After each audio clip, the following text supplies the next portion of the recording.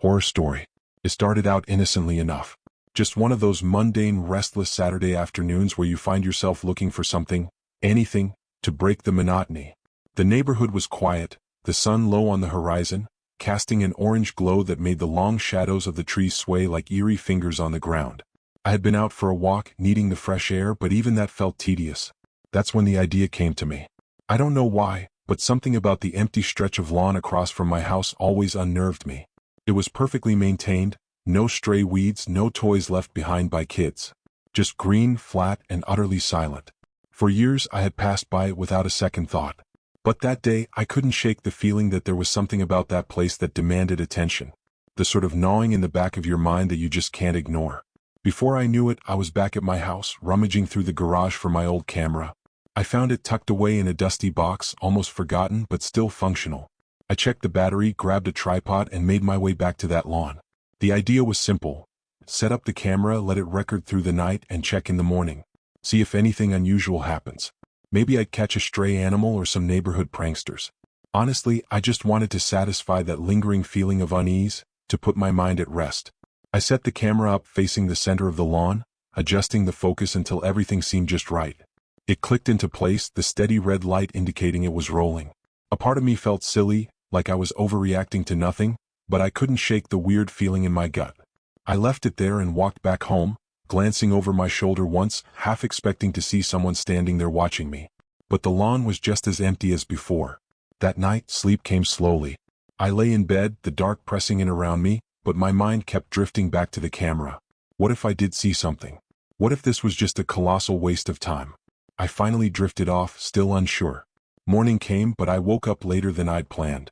The light was harsh through my blinds, and I could feel the heaviness of an unfinished dream clinging to the edges of my thoughts. I had dreamt of the lawn, but it was different. In the dream it was darker, and there had been someone standing there. A figure. But I couldn't make out any details. I shook off the lingering unease and quickly dressed, eager to see what the camera had captured. Retrieving the camera, I couldn't help but feel a twinge of anticipation. The battery had held up and the memory card was full, indicating it had recorded all night long. Back inside, I hooked it up to my computer and began the playback.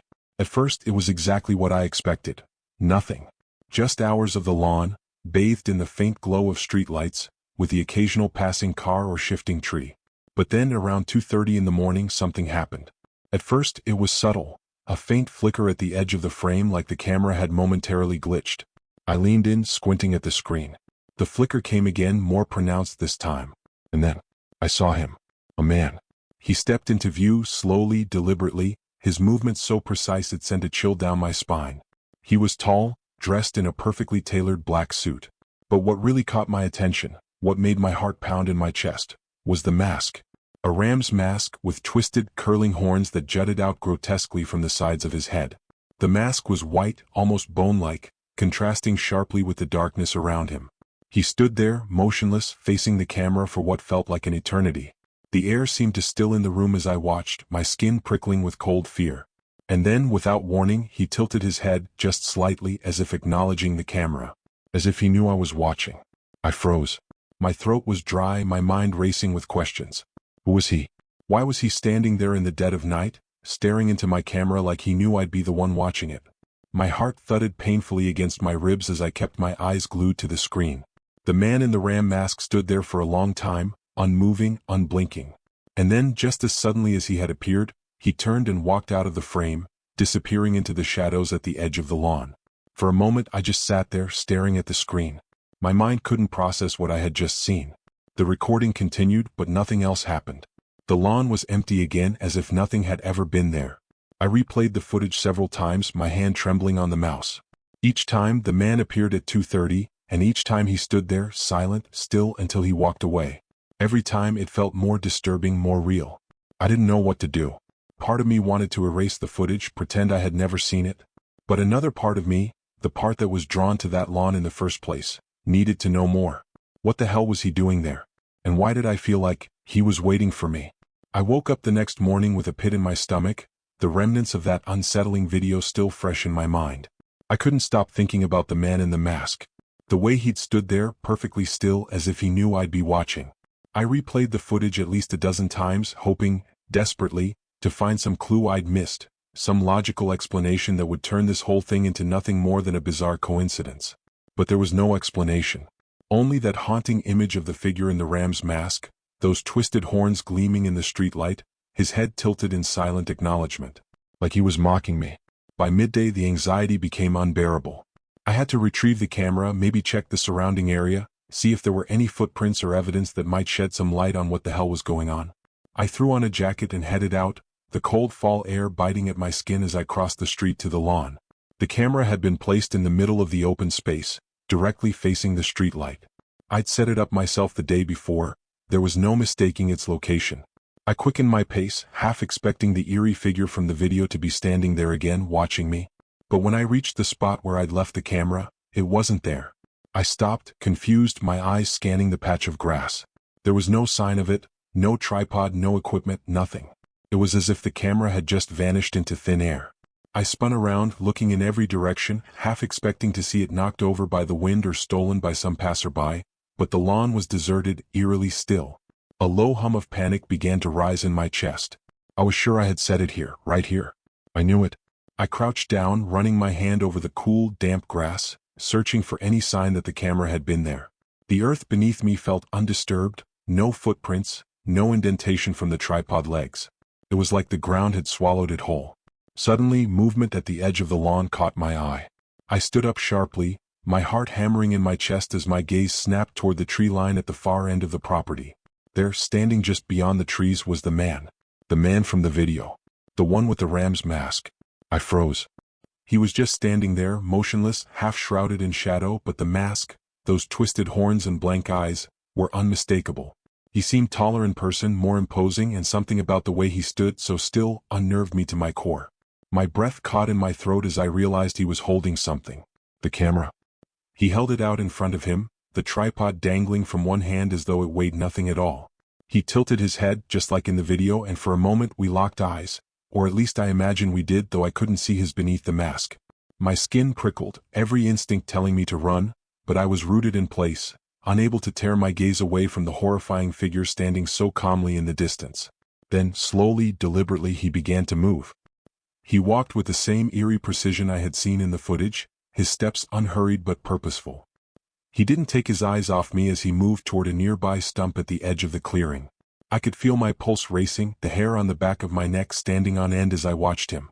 He stopped in front of the stump, still holding the camera out in front of him like some twisted offering. For a second, I thought he might walk toward me, might close the distance between us.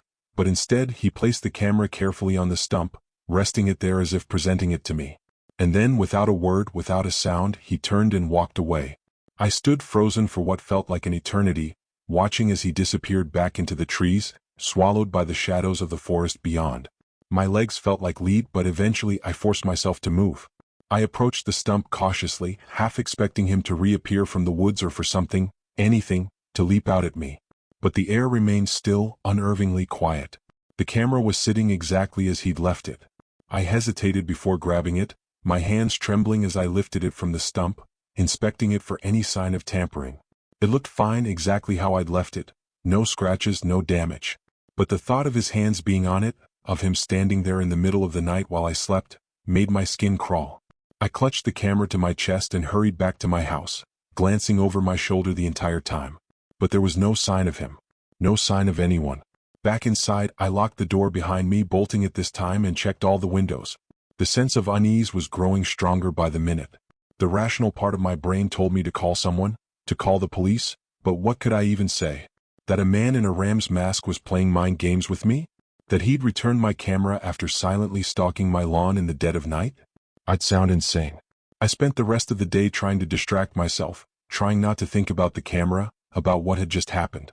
But the tension was building, crawling up the back of my neck, and by evening I couldn't ignore it any longer. I needed to check the footage. I plugged the camera into my computer, my heart thudding in my chest as I brought up the files. The same video from the night before was still there, the same terrifying image of the man in the mask standing in the darkness. But there was a new file now, time-stamped from this morning. My hands shook as I opened it. At first it was nothing but static, and then, faintly, there he was again. The man.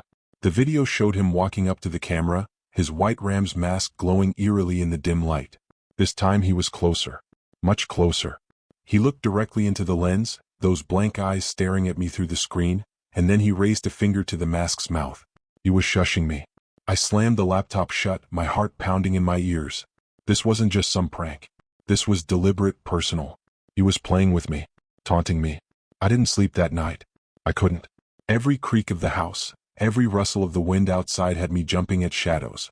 I was sure I heard footsteps outside my window, though when I dared to look, there was nothing there. When the sun finally rose, I decided I couldn't take it anymore. I had to get rid of the camera, get rid of everything. Maybe if I didn't engage, he'd stop. Maybe this would all just go away. But when I went to retrieve the camera from the table where I'd left it the night before, it was gone. Panic set in immediately. I searched the entire house top to bottom, tearing through drawers and cabinets as if I could have misplaced it, but I knew I hadn't. It was gone just like it had been from the lawn. And then, from behind me, I heard it. A breath. Deep, slow, and unmistakable. Cold air brushed the back of my neck and I froze. I wanted to turn around, but every muscle in my body locked up in terror. The breath came again, this time closer, so close I could feel the warmth of it against my skin. Before I could react, strong hands clamped down on my arms, gripping me with a force that took my breath away. I thrashed, trying to break free, but the grip was too strong. My heart raced, panic surging through my veins as I struggled in vain. And then something was thrown over my head. The world went dark. The fabric of the bag pressed against my face, suffocating me in its stifling blackness.